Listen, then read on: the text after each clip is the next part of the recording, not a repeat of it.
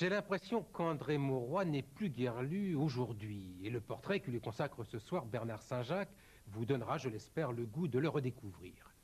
Car le destin de cet écrivain qui fut élève du philosophe Alain et qui commença sa vie professionnelle dans la filature de son père pour la terminer à l'Académie française, eh bien, cette vie est typique d'une époque, celle où l'on attendait son temps pour écrire. Il avait en effet 33 ans quand son premier roman, Les fameux silences du colonel Bramble, lui assurèrent le succès et une carrière littéraire très durable. Pourtant, ce que l'on retient plus volontiers d'André Mauroy, ce sont ses biographies romancées qui ont fait école. Je pense à celle de Shelley, de Victor Hugo, de Balzac, ou plus inattendu, celle d'Israël. Voici donc ce portrait de l'homme qui a donné aux Français un certain goût pour les Anglais. C'est le 66e de cette collection.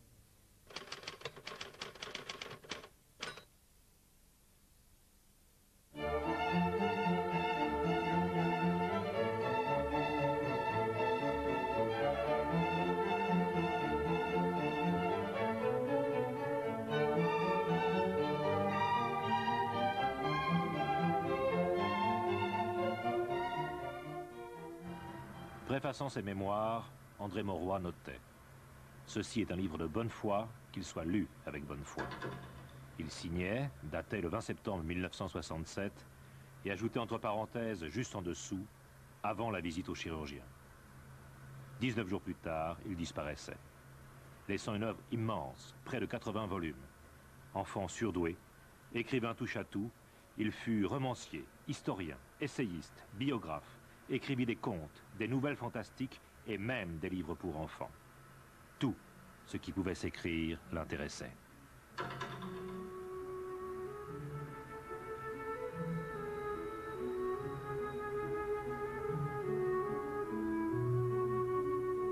Si donne naissance André Mauroy est normand, viscéralement, c'est de cette terre alsacienne qu'il tire toute sa nature, toute sa force de travail, toute sa rigueur morale. Vertu qu'il louait chez ses parents, tous deux alsaciens.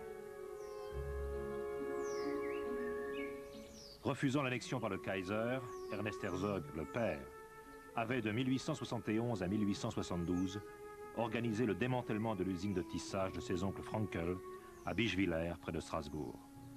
400 ouvriers, dont certains firent le voyage à pied, avec des enfants dans des brouettes, rejoignirent Elbeuf, en face de Rouen, ville drapière des anciennes manufactures royales.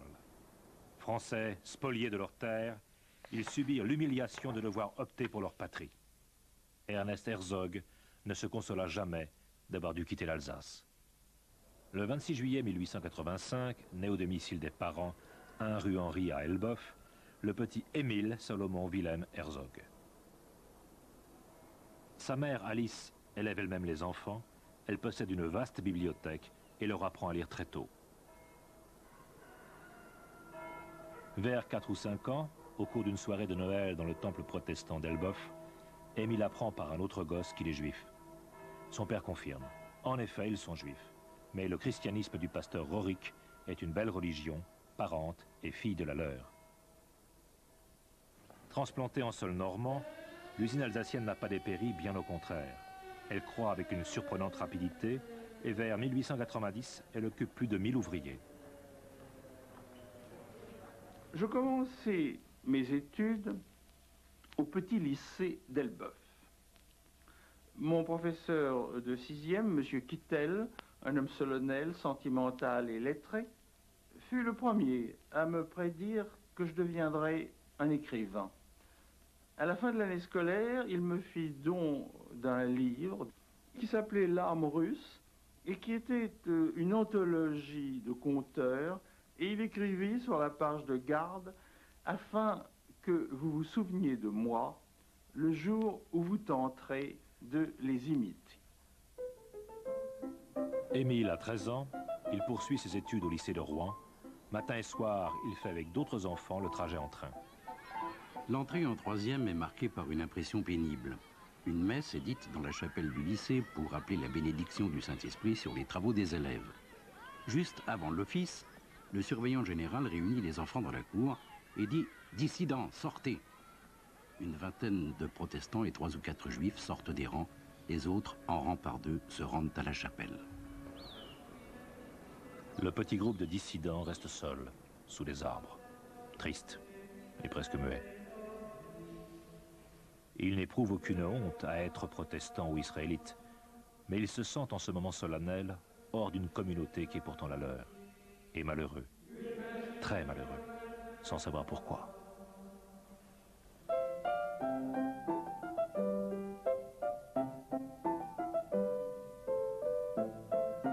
Comme à Elbeuf, Émile Herzog est tête de classe, mais il souffre d'une déviation de la colonne vertébrale et porte un corset de fer qui le rend gauche et maladroit. Mes ambitions réelles allaient beaucoup plus à mes points faibles qu'à ma facilité. Et si je fus content, mais content sans excès, d'avoir au concours général le prix de version latine et celui de version grecque, au contraire, recevoir du ministre de la Guerre la médaille d'or de gymnastique m'enivre. Cette même année, il obtient son bac, il a 15 ans. En 1901, au lycée de Rouen, les étudiants attendent l'année de philosophie avec impatience. Impatience d'autant plus grande que le professeur est déjà célèbre. Il se nomme Émile Chartier, le futur Alain, il a 32 ans. Émile Herzog, le futur André Mauroy, a 16 ans. En ces premiers jours d'octobre, se noue une connivence, puis une amitié qui durera plus d'un demi-siècle. Jusqu'à présent, l'attention des élèves était braquée sur la forme. Avec la philo, c'est le fond qui s'illumine. Étourdi et grisé, ivre de puissance, ébloui, l'adolescent se laisse emporter par le tourbillon des idées.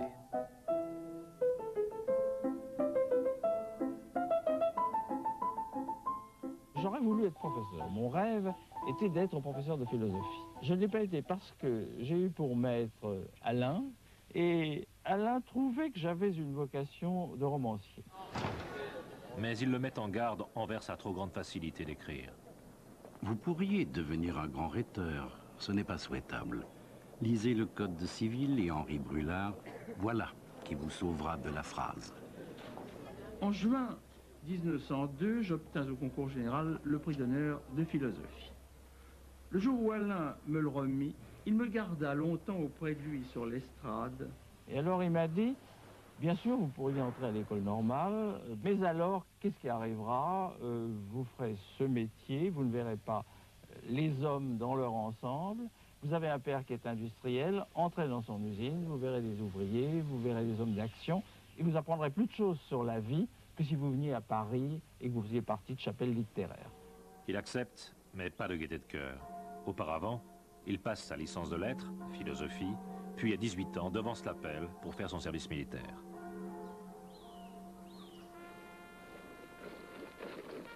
J'eus grand-peine à me faire accepter par les médecins militaires. Ils me trouvaient un souffle au cœur et ils affirmaient que je ne pourrais supporter les fatigues du service. Mais l'idée de ne pas être soldat me révolte.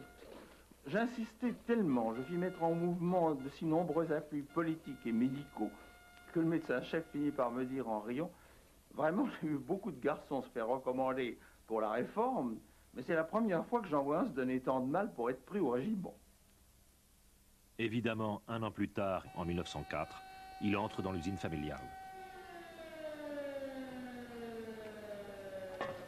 Mon père me fit passer par tous les ateliers parce qu'il pensait que l'on ne peut commander si l'on ne sait faire soi-même ce que l'on commande. Je fus donc trieur de laine, fileur, tisserand, foulonnier, apprêteur. Cet apprentissage me parut bien long. 1905, les ventes s'essoufflent. Le jeune Émile décide la création de nouveaux tissus, les tissus fantaisie. Immédiatement, ce secteur qu'il dirige s'impose et le chiffre d'affaires de l'usine dépasse de plusieurs millions celui des années les plus prospères. Encore une fois, il est premier. Cependant, le temps passait. Déjà, je me voyais industriel chevronné, officier de la Légion d'honneur, président de la Chambre de commerce d'Elbeuf, bref, un homme perdu. Alain avait raison. Pendant toutes ces années qu'il passera à l'usine, Émile emmagasinera une série de notes, de croquis, qui feront un roman Bernard Quesnay, publié en 1926.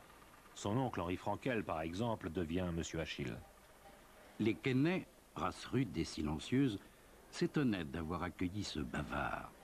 Monsieur Achille entendait avec impatience ces paroles inutiles. sa main osseuse et poilue tourna rapidement, remontant une machine invisible.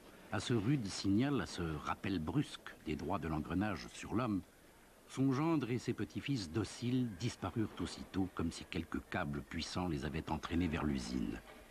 Monsieur Achille, vieillard de 72 ans et fort riche, faisait de l'industrie comme les vieux Anglais font du golf, avec dévotion.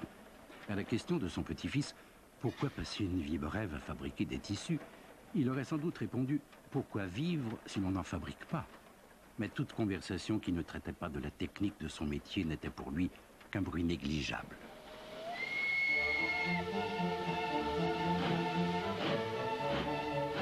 Les vacances étaient pour moi la part du romanesque. J'espérais quoi? J'espérais l'aventure. Et elle vint. Elle vint beaucoup plus belle que je n'aurais pu l'imaginer. Je rencontrai en Suisse une jeune fille qui s'appelait Janine de Sienkiewicz. Jamais je n'ai vu un visage aussi parfait, jamais tant de grâce émouvante. Elle était malheureuse chez sa mère, stendhalien, tolstoïen, je n'hésitais pas à l'enlever et je l'ai mise en pension à Oxford, où j'allais la voir à la fin de chaque semaine et où je passais pour son frère. Il pleut. Le ciel a l'air de pleurer votre absence avec moi. J'ai essayé de représenter sur cette feuille ce que doit être le bois par ce temps. Voilà encore un petit gribouillage pour vous. Que faites-vous, Émile, par ce dimanche triste et pluvieux? Ne serions-nous pas mieux rue de M, avec un bon feu dont les flammes vacillantes éclairent la chambre à ras du sol? Si j'étais un dieu, je supprimerais la distance. Seulement si j'étais un dieu, je n'aurais peut-être pas de désir, comme dit Alain. Alors tout est pour le mieux. Écrivez-moi, et n'oubliez pas surtout que je vais assez tristement dans la vie et que le moindre signe de vous me fait plaisir. La rue M, c'est la rue de Madrid à Paris. Depuis son entrée à l'usine, il y possède un pied-à-terre. Janine est catholique. Il se marie le 30 octobre 1912 dans l'église de la Trinité. Il achète une maison à Côtebec, près d'Elbeuf, et y installe sa jeune femme, qui a 20 ans. En mai 1914, naît à Paris sa fille Michel. Fin juin, accompagnée d'une nurse anglaise, la famille revient à Elbeuf. Début août, c'est la guerre.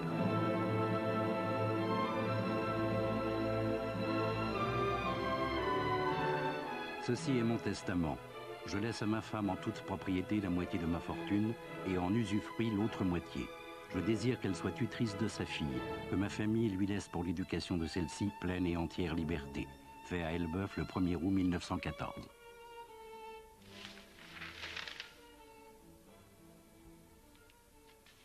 Restée seule à Elbeuf, Janine s'ennuie.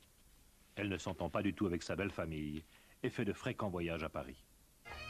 Parce qu'il parle l'anglais, Émile Herzog est mobilisé comme interprète et agent de liaison auprès d'un régiment écossais. De temps en temps, il revient à Elbeuf. Mais Janine vit de plus en plus à Paris, où elle a retrouvé son frère. Janine, peu à peu, est séduite par des milieux fort divers qui sont loin des préoccupations de la guerre. Elle n'en a jamais parlé dans ses lettres et est fort embarrassée quand Émile arrive en permission à Paris. Il ne peut manquer de percevoir des résonances nouvelles, des noms inconnus, des habitudes dont il ne s'explique pas l'origine, des coups de téléphone mystérieux et d'incompréhensibles allusions. La vie de Janine et la sienne contiennent maintenant, hors leur enfant Michel et leurs souvenirs, peu d'éléments communs. Il rejoint le front dans le nord, où les troupes françaises côtoient les Lennox écossais. Il écrit des poèmes à sa femme, lui traduit le « Si tu peux » de Rudyard Kipling, et surtout prend des notes sur le comportement et le caractère de ses amis écossais. Notes, traductions, poèmes formeront son premier roman, Les silences du colonel Bramble, où il se met en scène sous le nom de l'interprète Aurel. Maintenant, messieurs, je vais jouer Destiny Waltz. Messieurs, dit le colonel, vous aimez ma valse? Je l'aime infiniment, sœur, dit Aurel, sincère. Le colonel lui adressa un sourire reconnaissant, la conversation continua. L'autre jour, étant sans nouvelles d'un jeune chapelain, je reçus cette réponse de l'hôpital. Premièrement, état stationnaire. Deuxièmement, destination ultérieure inconnue. La brigade avait ajouté On ne comprend pas clairement si ce dernier paragraphe se rapporte à l'unité à laquelle il sera rattaché ou à son salut éternel. Grasset accepte de l'éditer. Mais pour ménager l'éventuelle susceptibilité des Britanniques, l'armée française lui demande de publier sous un pseudonyme. Il choisit André comme prénom, en souvenir de son cousin André Frankel, qui vient de mourir au front, et Mauroy, nom d'un village du Nord proche de Cambrai, parce qu'il en aime la sonorité triste. André Mauroy. Comme ces syllabes lui semblent alors étranges et neuves.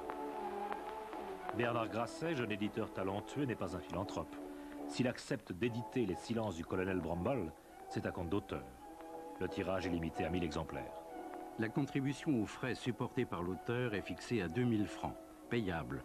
Premièrement, 1000 francs à la signature du présent accord. Deuxièmement, 1000 francs à l'exemplaire justificatif. Il dut précipitamment retirer 5000, puis 10 000, puis 20 000. On arriva à 100 000. J'avais la chance d'entrer dans la vie des lettres après 10 ans de travaux que je n'avais montré à personne. Les critiques alors parlèrent d'un coup de maître. Ils ignoraient que ce n'était pas un coup d'essai.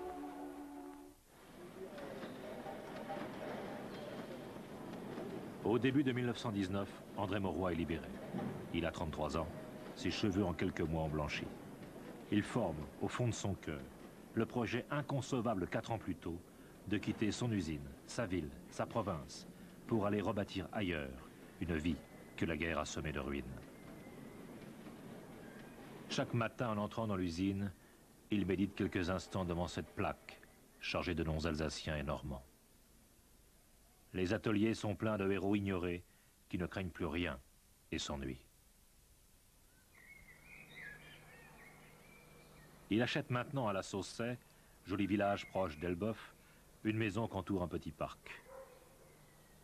Janine montre un appétit de luxe, de robes, de bijoux, un goût pour la danse, pour les boîtes de nuit, pour le jazz, qui chagrine le moraliste austère tapi au fond de lui. Il la regarde vivre et pense aux mots d'Alain, la frivolité est un état violent. En réaction, il s'enferme dans l'écriture. 1919, il publie une version romancée de la vie du poète Shelley, ni ange, ni bête. C'est un échec. Pour conjurer le sort, il écrit une suite au colonel Bramble, les discours du docteur O'Grady, qui paraît en 1922. Puis, il attaque un genre qui sera une passion de sa vie d'écrivain, la biographie. Il retrouve alors Shelley et écrit Ariel, qui sort en 1923. Janine a maintenant 3 enfants, Michel, Gérald et Olivier, nés en 1920 et 1921. Elle aime Ariel. Je n'aurais pas cru que tu serais capable d'écrire ce livre. Tu y parles des femmes mieux que tu ne m'en as jamais parlé. Qui sait si je n'ai pas écrit ce livre précisément pour te dire des choses que je n'arrive pas à dire de vive voix. Automne 1923, elle brûle dans la cheminée beaucoup de leurs lettres. Depuis la naissance de sa fille, Janine est de santé fragile. En décembre, les médecins ordonnent d'aller quelques semaines dans le Midi. Février 1924, il décide de rentrer. Elle est enceinte de 5 mois. À peine à Neuilly, une fièvre violente la met au lit. Elle parle comme une personne qui va mourir et le sait.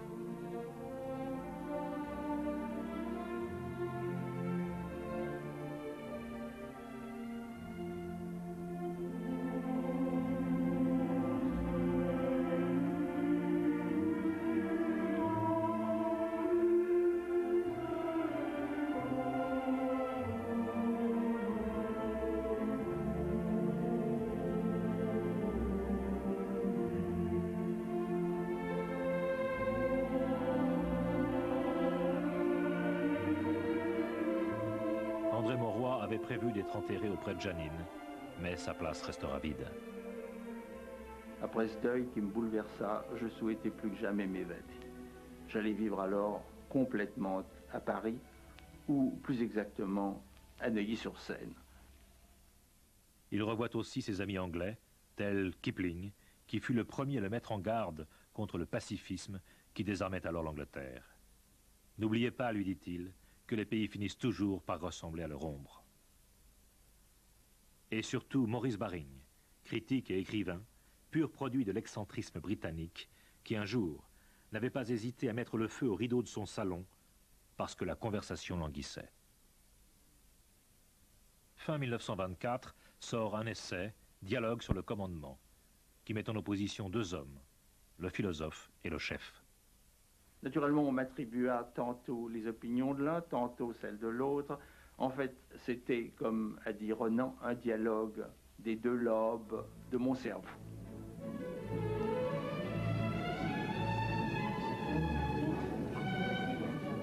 Grasset introduit André Mauroy dans les salons littéraires, et notamment chez Simone de Caillavet. Les Caillavet ont l'encre dans le sang, comme dira plus tard Michel Mauroy. En effet, la grand-mère fut la maîtresse d'Anatole France, ce fut le lys rouge. Son père, Armand de Caillavet, était avec De Flers, un auteur dramatique célèbre.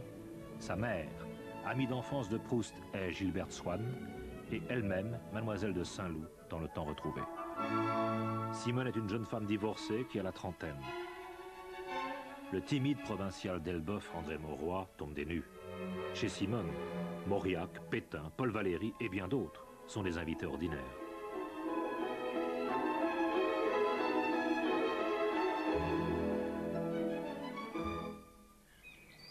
« 1925, son père meurt.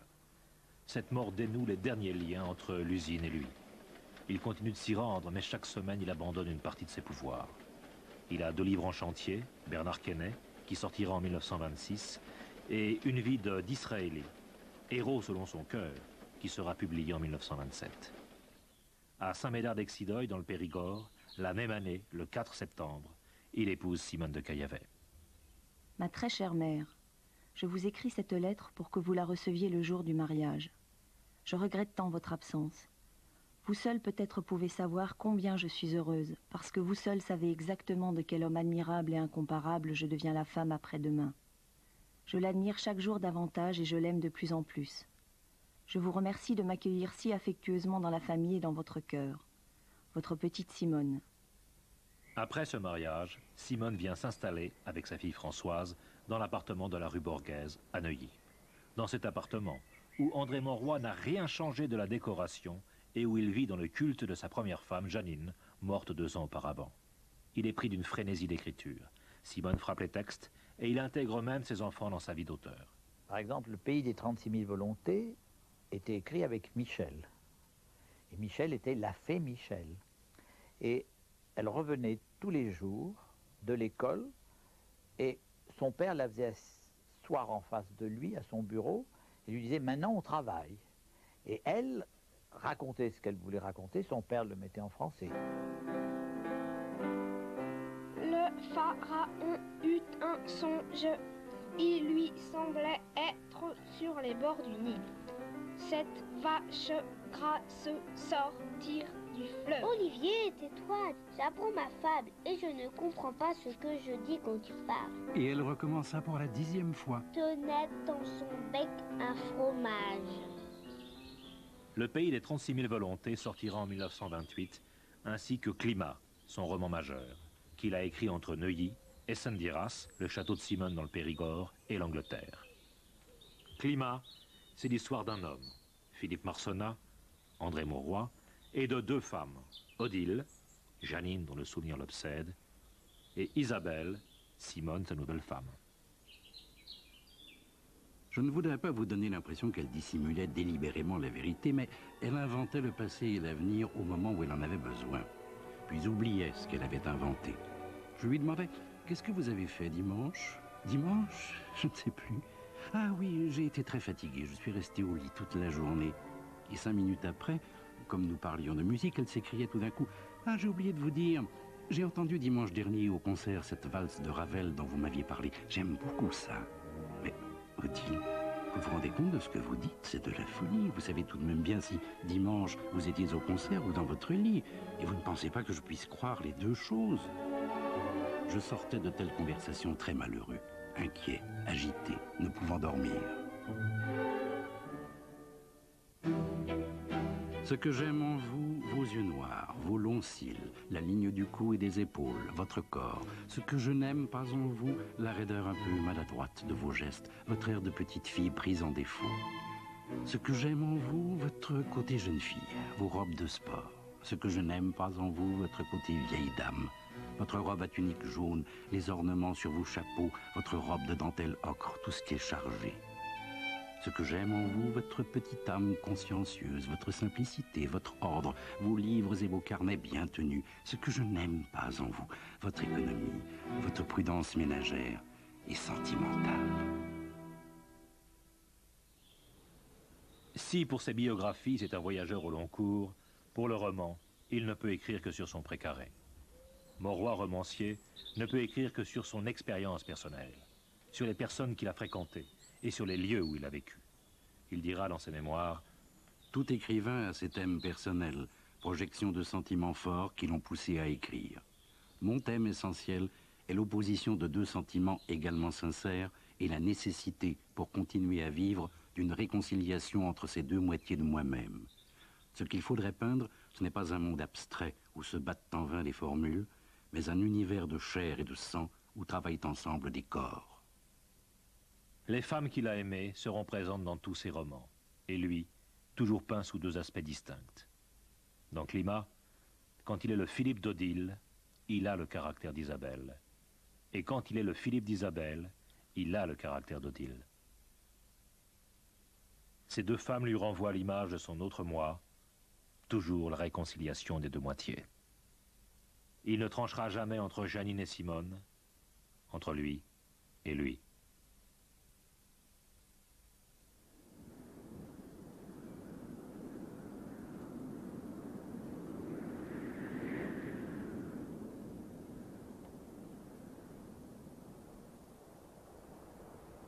Noël 1929, ils sont tous à la montagne. Il corrige les dernières épreuves de sa monumentale biographie sur Byron, qui lui a demandé 2 ans de travail. Françoise, la fille de Simone, est de plus en plus malade. L'enfant disparaîtra bientôt des suites d'une hépatite.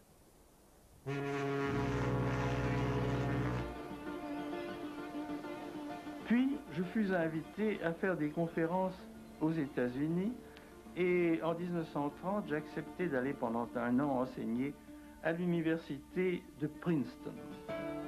Là, nous vécûmes, ma femme et moi, dans une maison mise à notre disposition et nous y fûmes extraordinairement heureux. Au vrai, le métier de professeur m'avait toujours tenté et les étudiants américains, par leur ardeur, par leur fraîcheur d'esprit, me conquirent. 1931. Simone réussit à vaincre le fantôme de Janine qui hante l'appartement de la rue Borghese et il déménage avenue Maurice Barrès à Neuilly. De 1932 à 1938, ma vie fut sans autres événements que les livres publiés. J'écrivais des romans, Le cercle de famille, L'instinct du bonheur, Le peseur d'âme, La machine à lire les pensées, et des biographies, Édouard VII et son temps, Lyautey, que j'écrivis, Lyautey étant encore vivant et lisant chaque chapitre dès que je l'avais écrit, puis Chateaubriand, et enfin, en 1937, une histoire d'Angleterre. Des voyages à travers toute l'Europe et toute l'Amérique coupaient ces longues périodes de travail. Si ces voyages sont si fréquents en Grande-Bretagne, c'est aussi parce qu'en 1934, il est nommé docteur honoris causa à l'université d'Oxford. Quant au cercle de famille, c'est une commande de René Doumic, secrétaire perpétuel de l'Académie française, qui préside aussi aux destinées de la Revue des Deux Mondes. Je suis désolé, me dit-il. Je désirais vivement un roman de vous, mais la revue ne peut pas publier celui-là. Nos abonnés protesteraient. Mais pourquoi, monsieur? Pourquoi, vous me le demandez? Ces adultères successifs. Mais monsieur, il n'y a guère de roman français sans adultère. Madame Bovary, le père Goriot. Oh, bien sûr. La revue est hélas obligée d'admettre parfois l'adultère, mais elle ne l'admet qu'avec remords. Votre héroïne, à aucun moment, ne se repent de ses fautes. Madame Bovary meurt des siennes. C'est Grasset qui l'éditera. Et pourtant, c'est au fauteuil de Doumic qu'il se présente à l'Académie française en 1938. Mais il est combattu avec hargne par Louis Bertrand. Nous avons déjà un juif à l'Académie, Bergson. Il serait scandaleux d'en élire un second. À ce moment, le maréchal Pétain intervient. Monsieur, la question n'est pas là. La seule est de savoir si M. Mauroy est un bon écrivain français. Et cela, vous ne pouvez pas le nier. L'intervention fut décisive. Suivant la tradition, sur son épée, il met les symboles chers à sa vie. Les plumes de l'écrivain, le masque des interprètes, la balance pour son roman Le Peseur d'âme, mais aussi son sens de la justice, le blason de la ville d'Elbeuf, la châtaigne du Périgord et la poignée de main de l'entente franco-britannique, entente rappelée à l'ordre par le clairon de septembre 1939. André Mauroy a 54 ans, il a passé l'âge de combattre, mais il s'engage. L'armée le détache au commissariat à l'information, installé dans l'hôtel Continental. Il s'y ennuie mortellement. Il réussit à rejoindre le corps expéditionnaire britannique que dirige le général Gort. Les visites à l'état-major Gort du général Gamelin étaient loin de rassurer. Lord Gort, qui mesurait la faiblesse de nos lignes, lui disait « N'êtes-vous pas inquiet, mon général ?» « Oui, répondait Gamelin, les paysans de Lorraine continuent, malgré mes ordres, à laisser devant leur maison des tas de fumier. » En avril 40, il est sur le front et continue ses tournées. Paul Reynaud était maintenant président du Conseil. J'avais souvent admiré son courage intellectuel, mais que pouvait-il faire? Il disait lui-même qu'il avait trouvé, en prenant le pouvoir, une situation épouvantable. Pas de chars, pas d'avions. André Mauroy est maintenant capitaine. Il a toujours autant de plaisir à revoir ses amis écossais.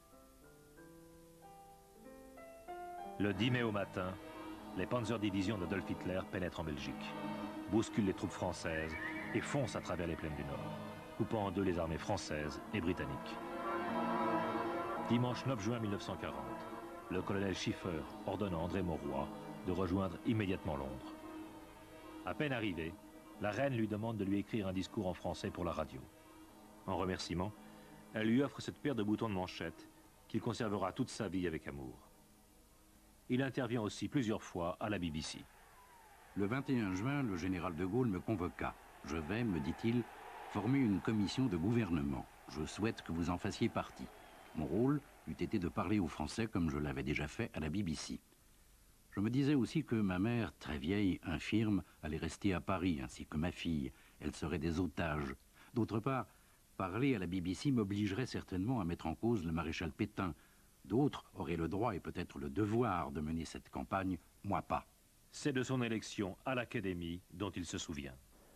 Il retourne voir le général de Gaulle et lui dit le désespoir au cœur qu'il refuse, qu'il pense être plus utile en allant aux USA faire du lobbying pour l'entrée en guerre de l'Amérique. Cet épisode sera rapporté par de Gaulle dans ses mémoires. J'ai appris que ma femme était aux États-Unis. Elle avait pu, elle, sortir de France par l'Espagne et le Portugal. J'allais la rejoindre. Quand j'arrivais aux États-Unis, nous possédions ensemble, ma femme et moi, $3. Ils s'installent au Ritz Tower à New York. La direction les héberge. Ils paieront quand ils pourront. Alors André Mauroy entame un cycle de conférences dans les universités et de nombreuses interventions à la radio pour aider le gouvernement américain à vaincre la vague isolationniste. André Mauroy a de nombreux amis, comme Saint-Exupéry, Fernand Léger, Darius Milhaud, Vladimir d'Ormesson, Jules Romain. D'autres Français, par contre, l'attaquent. L'un d'eux, surtout, que je ne veux pas nommer parce qu'il est mort, me poursuivit pendant 4 ans d'une haine féroce parce que j'avais un jour blessé son orgueil et contrarié ses ambitions. Il s'agissait d'Henri Bernstein, qui était, vous savez, un auteur dramatique très important, qui était plus âgé que mon beau-père, dans les années 30. Ils étaient à l'époque très amis. Je vous pulvériserai, m'avait-il dit. Je sais haïr, je vous ruinerai, je vous isolerai, je vous réduirai à merci. Il faut reconnaître qu'il fit de son mieux. Alors que je donnais mon concours à toutes les œuvres pour la défense des Juifs, il m'accusait d'être raciste. Alors que je faisais campagne pour l'Angleterre, il écrivait à Londres que j'étais anti-anglais. La vérité n'était rien à ses yeux. La vérité, me répondit-il avec un rire sinistre, c'est ce qui sert ma vengeance. Il n'a pas eu d'attitude antipatriotique du tout. Il n'y a pas de procès à faire. Mais il était en retrait. En France, l'usine d'Elbeuf est confisquée comme bien juif. Son appartement est occupé par les Allemands. Tous ses livres sont interdits, même en zone libre. Au château des Sandieras, la mère de Simone accueille plus de 60 réfugiés alsaciens qui, par hasard, sont tous de la région de naissance du père d'André Mauroy. Le 7 décembre 1941, les avions japonais attaquent la flotte américaine à Pearl Harbor. Les États-Unis entrent en guerre. Je fis la campagne de Tunisie, celle de Corse. J'assistais ensuite au début de la campagne d'Italie. Puis je revins aux États-Unis où j'avais encore un engagement de professorat. Je fis un cours en 45-46, puis je rentrais en France. En France, voilà ce qu'il reste de son usine. Mais les ouvriers se remettent à construire, pierre après pierre, brique après brique, et bientôt, les métiers tournent de nouveau. Il ramène le corps de sa mère près de celui de son père au cimetière d'Elbeuf. Elle avait été arrêtée, et quelques jours après la libération de Paris, malgré son retour à Neuilly, elle était décédée sans avoir revu son fils.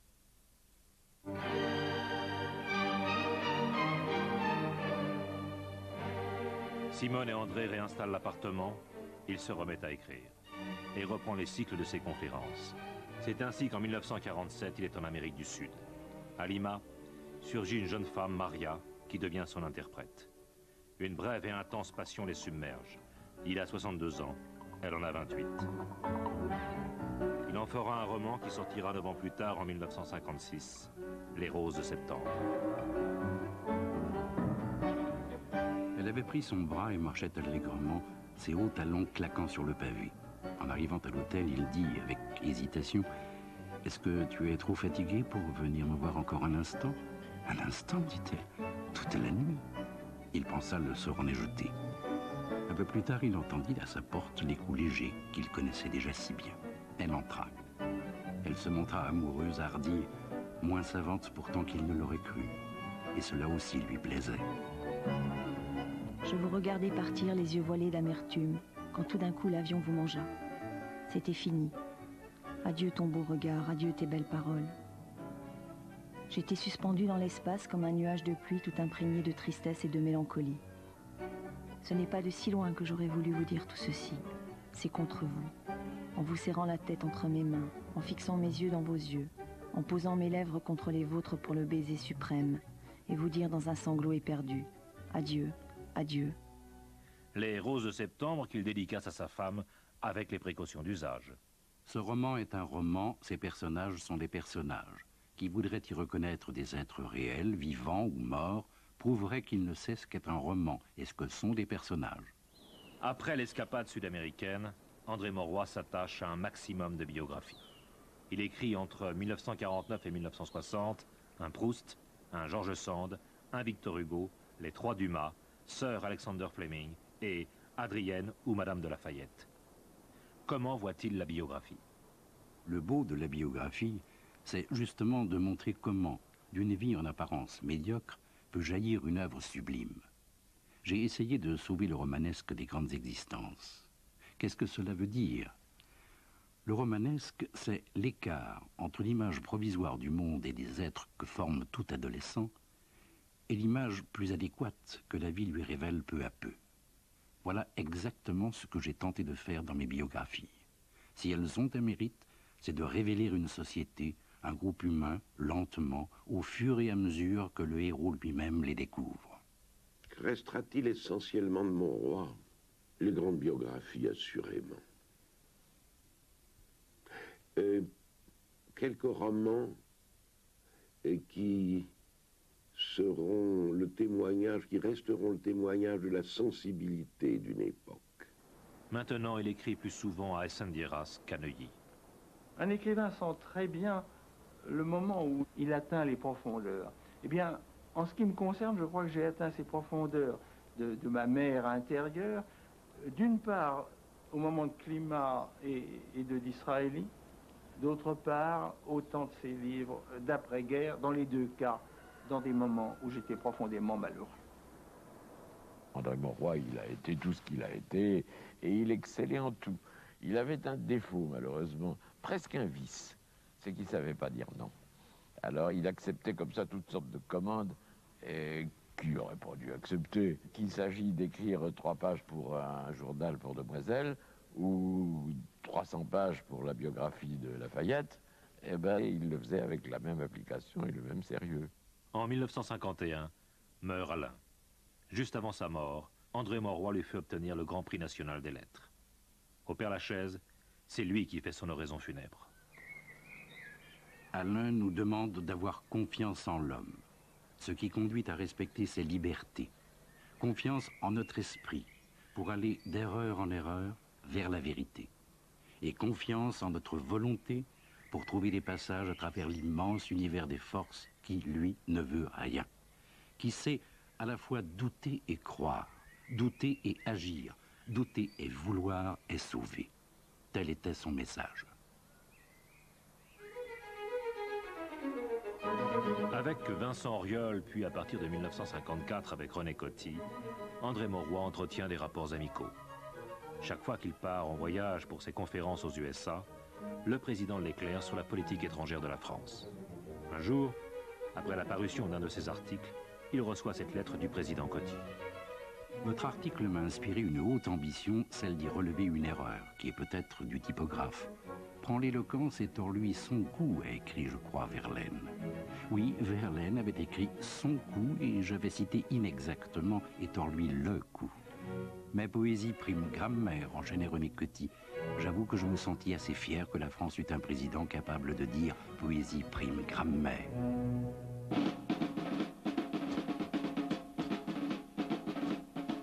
À partir du milieu des années 50, André Mauroy s'occupe activement des élections à l'Académie. C'est ainsi qu'il y fit entrer Jean Cocteau et bien d'autres.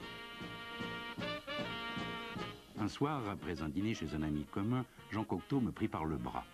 On a dû vous dire que je n'ai aucun désir d'entrer à l'Académie française et que même je refuserais cet honneur s'il m'était offert, parce qu'il n'est pas dans ma ligne, parce que ce serait un démenti à ma vie tout entière. Eh bien, c'est faux. Rien ne me paraît plus sot que le conformisme de l'anticonformisme. Je vous soutiendrai, lui dis-je, de toutes mes forces. À l'Académie, il était une sorte de maréchal des lettres. Quand il disait, il me semble que ça serait le tour de monsieur Untel d'entrer, eh bien, ses confrères l'écoutaient, il était la référence. André Mauroy fouille dans son vivier, ses cahiers dans lesquels il note toutes ses idées et tout ce qu'il a entendu. Il sort en 1963 une chronique du monde politique et littéraire des années 20 aux années 40, chose nue. Mon idée, c'était de reproduire des conversations, des épisodes, exactement comme ils avaient été. Des croquis au trait, très simples, et chose nue, indiquer justement la nudité de ces croquis, auxquels aucun commentaire n'était ajouté. Au point de vue esthétique, il m'est arrivé de donner une légère retouche parce que, par exemple, la conversation traînée n'était pas intéressante. J'ai gardé l'anecdote caractéristique, la phrase qui avait été heureusement frappée par l'un des interlocuteurs. Mais sans cela, il n'y a pas de retouche profonde, il n'y a pas de retouche d'idée. Comme à son habitude, Mauroy envoie son livre au général de Gaulle, alors président de la République. De Gaulle répond, rédigeant sa lettre et même l'enveloppe à la main, comme d'habitude. Mon cher maître, chose nue. Voilà un livre vraiment bien né et bien nommé. J'admire qu'à tant de traits que vous rapportez de tant de gens que vous entendîtes, vous n'ajoutiez que des jugements de finesse et d'humour, jamais de méchanceté. Et quel talent vous avez pour camper des personnages, même ceux-là que vous n'avez pas eu à inventer. Veuillez croire, mon cher maître, à ma très haute et fidèle considération. Avec le cinéma, André Mauroy garde des liens étroits. C'est ainsi qu'il sera sollicité plusieurs fois pour faire partie du jury au Festival de Cannes. Une année, j'essayais en vain d'arracher la Palme d'Or pour Les Nuits de Cabiria de Fellini. Quelquefois, avec l'appui des jeunes, je gagnais la partie. Ainsi furent consacrés un film suédois, Mademoiselle Julie, un film italien, Miracle à Milan, un film britannique charmant et farfelu, The Knack. 1965, André Mauroy a 80 ans. C'est l'année où paraît son Balzac. Pour cela, il a étudié plus de 500 volumes qu'il a transportés entre Essendiaras et Paris à chacun de ses déplacements. Ce Prométhée lui a pris 3 ans d'écriture, sans compter que depuis le lycée de Rouen, Mauroy a toujours eu une comédie humaine à portée de main. Mon maître Alain disait que si l'on veut comprendre les hommes, et les hommes de notre temps, il faut lire Balzac. Et c'est aussi mon avis. J'ai vu une fois une chose fort curieuse, je me trouvais chez un préfet, qui était préfet à Metz à ce moment-là, et on lui avait envoyé 2 stagiaires de l'école d'administration. Et il leur dit, avez-vous lu Balzac? Ils répondirent, oui, Eugénie Grandet, le père Goriot. Il dit, non, non, non, toute la comédie humaine. Commencez par lire toute la comédie humaine, et puis après vous ferez votre stage. On ne peut pas gouverner la France si on n'a pas lu Balzac. Son Balzac est un immense succès. Alors résonne à ses oreilles cet avertissement d'Alain, au moment de la sortie des silences du colonel Bramble. Vous n'aurez cette presse unanime que pour votre premier et votre dernier livre.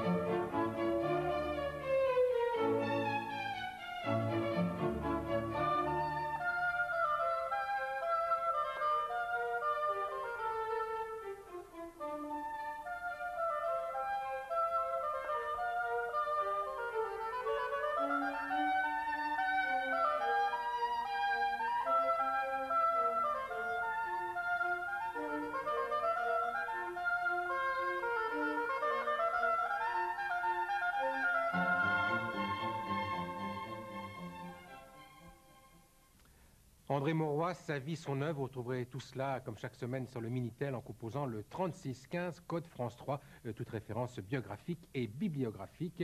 Nous avons rendez-vous pour un nouveau portrait la semaine prochaine. Ce sera le portrait d'un très grand dramaturge, puisque nous serons en compagnie de Luigi Pirandello. Merci, bonsoir, à mercredi prochain.